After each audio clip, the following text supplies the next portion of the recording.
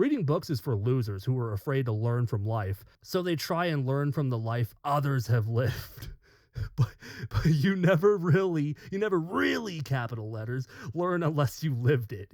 You must feel it to believe it. Books are a total waste of time. Education is for cowards. You have a big mouth and a very little brain.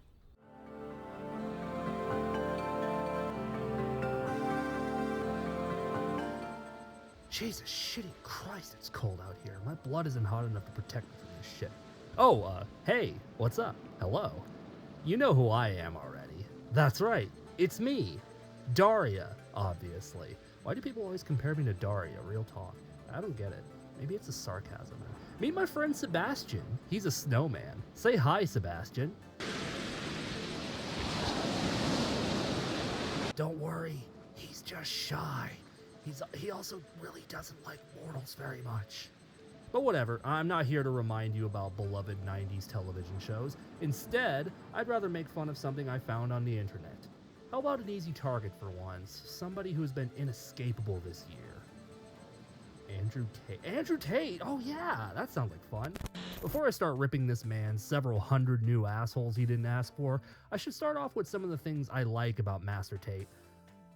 Believe it or not, there are a few things I like. For instance, he's a world-class level marketer. If there's one thing Andrew Tate is good at, besides taking a shitload of kicks to the head, it's marketing. A big part of his brand is getting people to hate him, making himself intentionally easy to hate. He's using a lot of the same tactics Donald Trump was using circa 2016. Old DJ Trump figured out the power of getting people to hate you. People hated him long before he became president, but he's learned to harness the outrage mob into cult-like support for his base. He was able to effectively scapegoat all of his critics as angry, whiny liberals, and the left, unfortunately, fell into this clever little trap.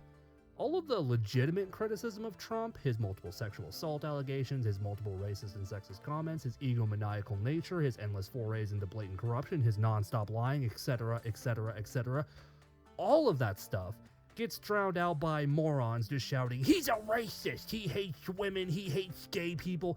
It's not like all of that isn't true, it's just that saying all that stuff with no context makes you easy to scapegoat and ironically makes him more powerful. I think there's a proper term for this, but it's the idea that some people are of the mindset to support guys who are hated by the majority of society simply because they are hated. They think that the fact that they are so hated is proof that they are correct. A very dangerous and very narrow-minded mindset to have, but it exists, and it's unfortunately very profitable. Andrew knows exactly how to appeal to this group of people. He does a lot of things to give off this aura of a straight shooter who speaks his mind and doesn't care what other people think. You only need to watch or listen to him for a couple of minutes to find out what he's all about. The constant shirtlessness, smoking a cigar, wearing aviator shades indoors, talking about being a tough guy and sounding like a stern and demanding father figure. You could easily picture his target audience. Boys from the age of 13 to about 45 maybe. Notice how I use the term boys and not men. Guys who think being big and strong and being an asshole is how to be a real man. In other words, guys who have entirely superficial ideas of what being a man is. Guys who would unironically say that 80s action movie heroes depict quote-unquote true masculinity, even though they were purposefully made to be an exaggerated caricature in order to tell a more engaging story. The one big reason I almost wasn't going to make this video was because I'd be doing exactly what Andrew Tate wants me to do. He wants me to rant about him. He wants me to hate him because that gives him more free attention. At the end of the day, that's the only thing he cares about. But I figure, if I can make my case well enough, that's worth the trade-off. Everything I don't like about Master Tate can be summarized by his Twitter feed quite nicely. Andrew's big tactic is to make people hate him, but how he goes about it is so hilariously cringe-inducing. Case study number 1. He tweets, "I don't sleep with vaccinated women." I mean, do I even need to point out the blatant issues with this statement? I guess I could, but instead I'm sitting here wondering how many rich, unvaccinated women are there? I refuse to believe Andrew would ever date any woman below a certain net worth, so who's left in the dating pool? What, Marjorie Taylor Greene maybe? Damn, Andrew. I didn't know you were into middle-aged soccer moms. I didn't know they turn you on like that.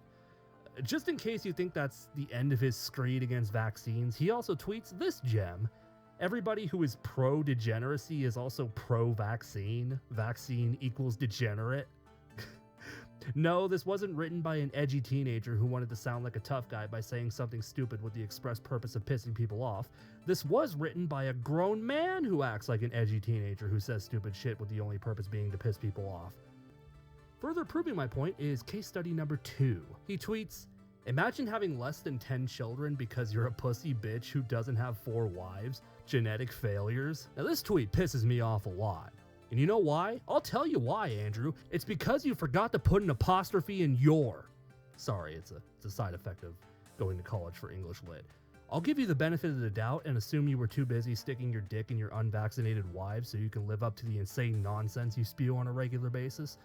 No, as far as I know, there was no context for this tweet. This was not responding to anybody in particular. As if he just had an epiphany from God, he just decided to express this glorious insight to the world.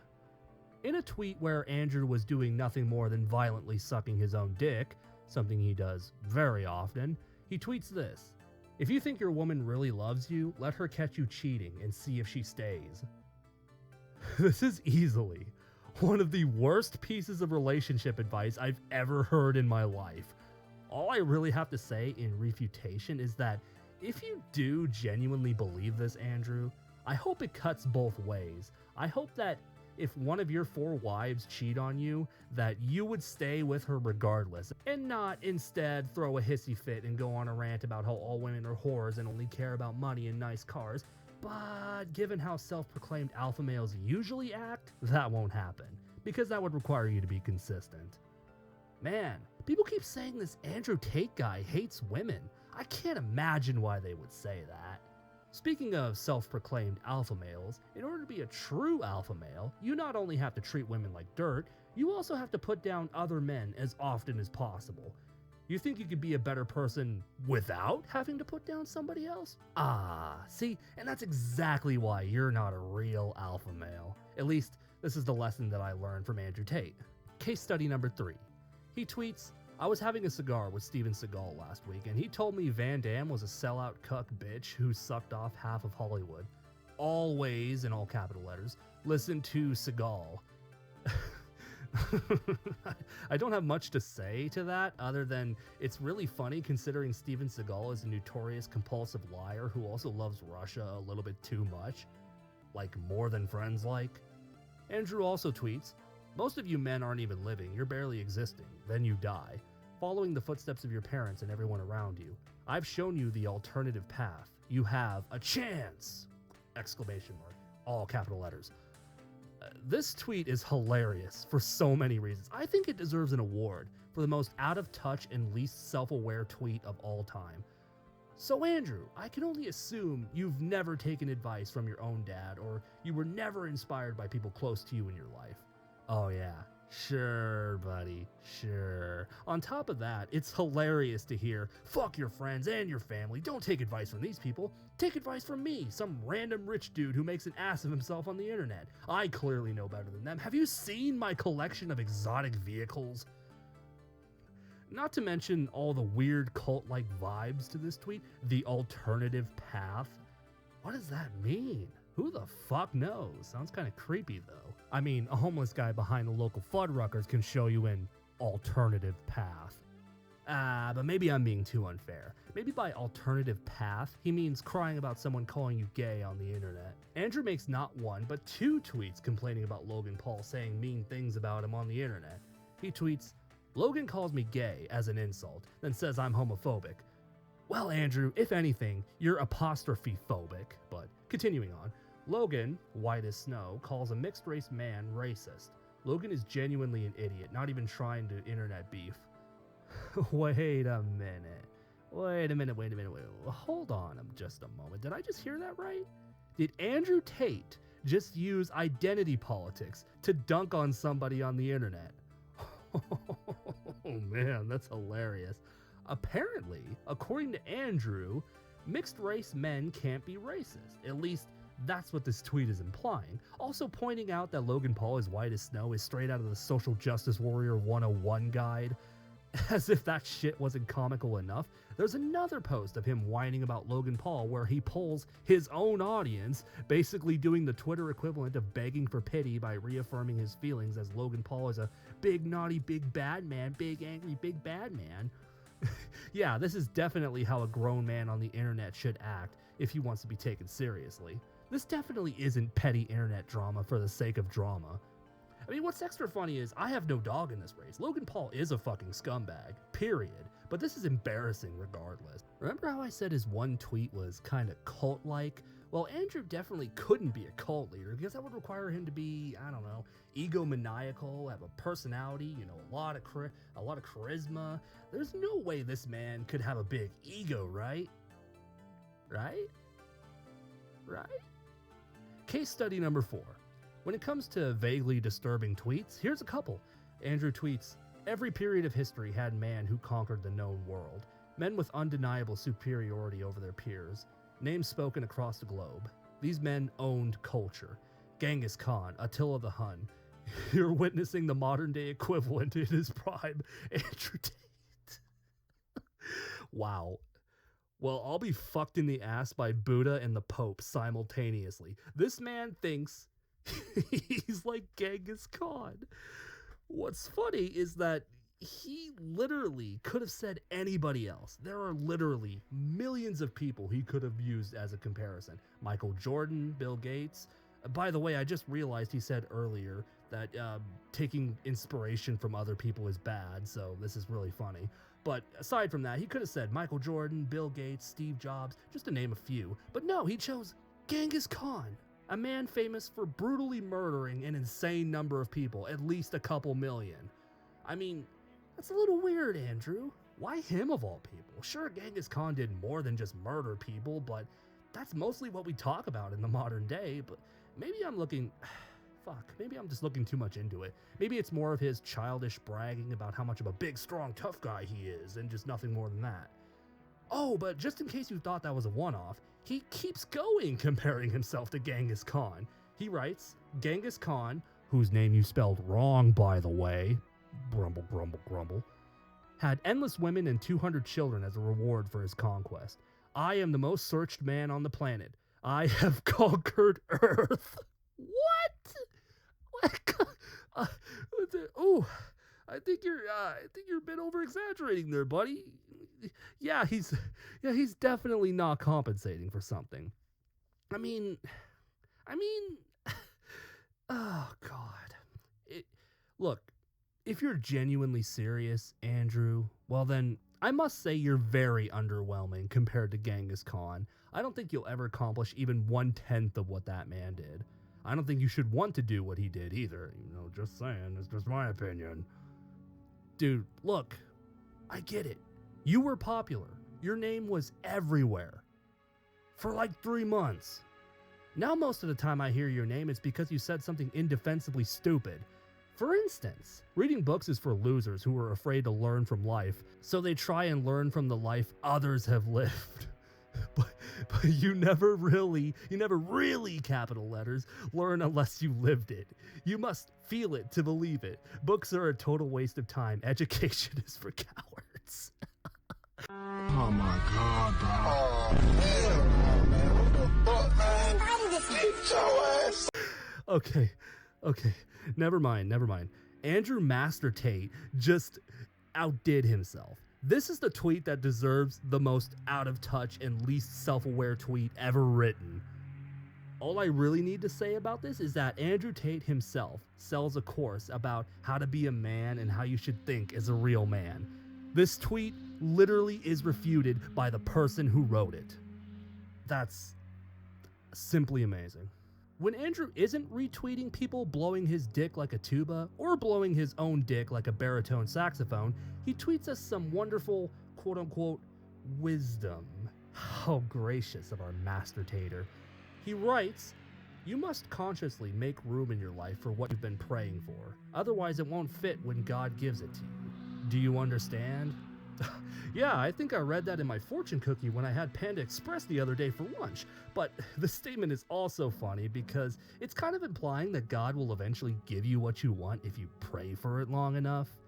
Well, then what the fuck is the whole you gotta be a man and work for it and nobody else is gonna do it for you? What about that tough guy nonsense? Your whole God sermon out of nowhere kind of conflicts with your overall message here. Other than that, it's feel-good nonsense that means whatever the hell you want it to mean. This shit's like Humpty Dumpty. When I use a word, it means precisely what I mean it to mean. And now, unfortunately, we have reached the end of our little journey into this wacky world of alpha male cult leader weirdos. How about we finish with a little lightning round? Here's a couple of things that Andrew Tate has retweeted, most of which being people dick riding him and feeding his monstrous ego.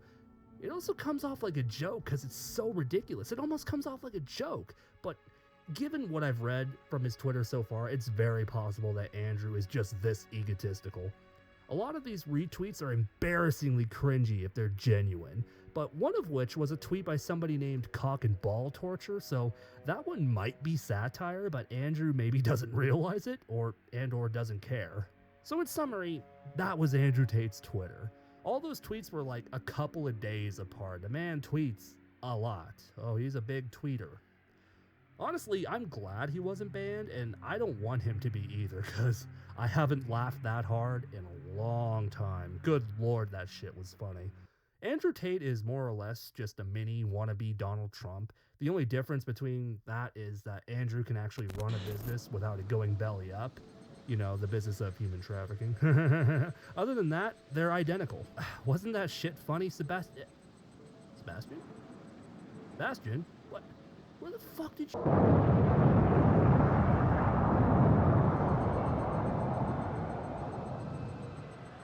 Oh, good lord. Sorry, guys. I'm gonna have to go wrangle a rabid snowman demon. Don't worry, you'll be fine. Just don't drink any water around him. That'll really piss him off.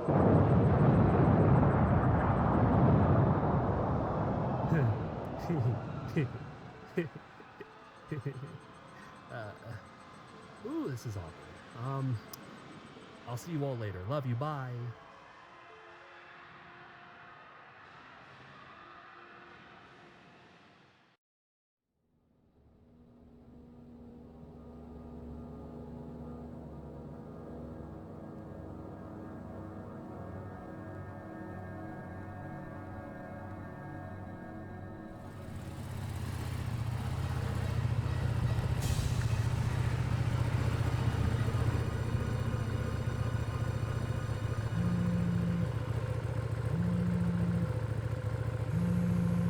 Yeah? Status report.